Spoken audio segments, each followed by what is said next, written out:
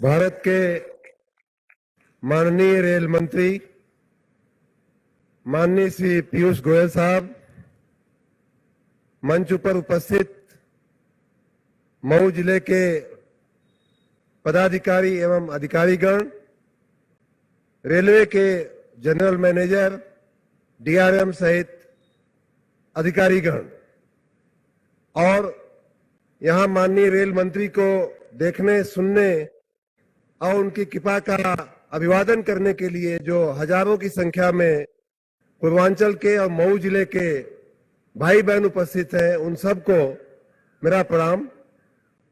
माननीय रेल मंत्री जी, यहां हजारों की संख्या में आपका धन्यवाद करने के लिए हमारे साथ जनता उपस्थित है, जिनकी तालियों की गड़गड़ाहट शायद आप सुन रहे होंगे। और मुझे जनता को यह भी बताना है कि माननीय रेल मंत्री जी का 5 मिनट समय लेना दिल्ली में कितना मुश्किल काम होता है। मुझे स्वयं याद है कि कई बार उन्होंने हमको स्वयं पकड़ के पीठ पे हाथ रख के कि शर्मा जी आपके साथ मुझे बैठना है, और 3-3 बार पिछले 6 महीने में, एक महीना निकाल दीजिए, मैं इधर आ गया, 5 महीने में 3-3 बार उन्होंने समय निर्धारित किया, लेकिन अंतिम समय पे पार्टी का काम, मंत्रालय का काम, और एक नहीं 3-3 4-4 मंत्रालय का काम उनके जिम्मे है। उनके कामों के उसके वजह से अंत में, और उतना बड़प्पन कि स्वयं फोन करके मुझे जानकारी देते थे कि शर्मा जी आज नहीं हो पाएगा, फिर मिलते हैं। तो उनका दिल्ली में व्यस्ततम मंत्रियों में उनका स्थान है। पार्टी के ट्रेजरर भी हैं, पार्टी के वरिष्ठ पदाधिकारी भी हैं, और 4-4 मंत्रालयों का काम है। उनका 45 मिनट, आधा घंटा समय आपके लिए मिलना, ये हमारे सब के लिए बहुत बड़े सौभाग्य की बात है। और इसलिए एक बार फिर से आप सब तालियों की गड़गड़ाहट से माननीय रेल मंत्री जी का पुनः अभिवादन करें, ऐसी मेरी इच्छा है। माननीय साहब, सर, रेल मंत्री जी, ये पूर्वांचल की जनता की बहुत दिनों से मांग रही है। जैसा जीएम साहब ने बताया, आपने उस कमी को पूरा किया है। ये मात्र एक रेल नहीं है, ये हमारे पूर्वांचल की विकास की गति को तेज करने वाली एक, समझ लीजिए कि ये रोड है और एक रेल है। ये मात्र प्रदेश और देश की राजधानी को जोड़ने वाला, मऊ से प्रदेश और देश की राजधानी को जोड़ने वाली ट्रेन नहीं है साहब, ये मऊ से मोदी को जोड़ने वाली एक ट्रेन बन गई, और पूर्वांचल को पीयूष गोयल से जोड़ने वाली एक ट्रेन बन गई है।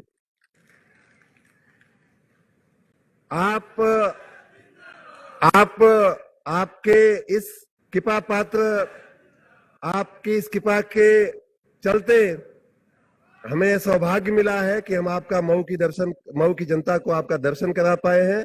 लेकिन मऊ की जनता को मैं ये भी बताना चाहता हूं कि आज की ट्रेन की शुरुआत तो दिख रही है, जो औपचारिकता दिख रही है, लेकिन इसके पीछे पिछले 1-2 साल से माननीय रेल मंत्री जी की कृपा आपके ऊपर हो रही थी, जो दिख नहीं रही थी।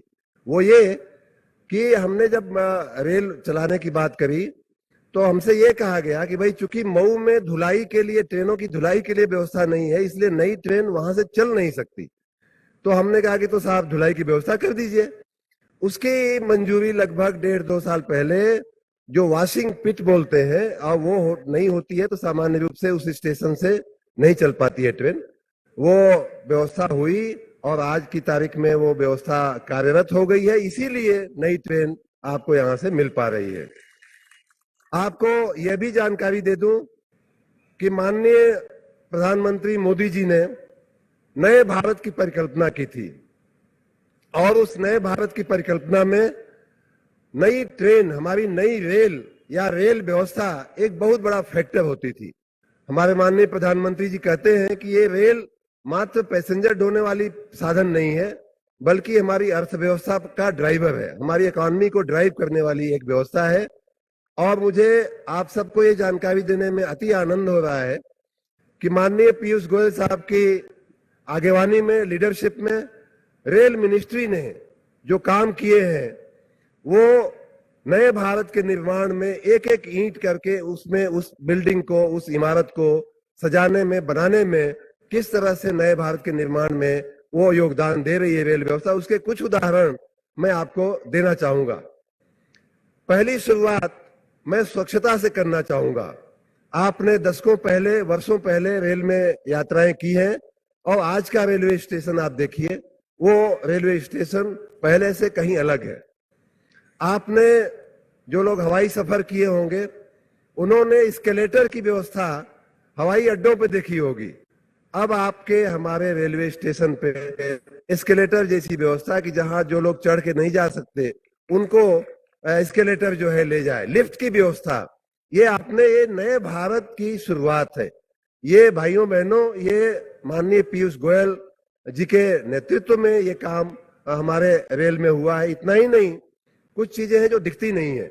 डीजल का इंजन जब चलता है तो डीजल चूंकि चलाना महंगा होता है, हमारे आपके ऊपर रेलवे का अतिरिक्त जो कर, अतिरिक्त भार आता है।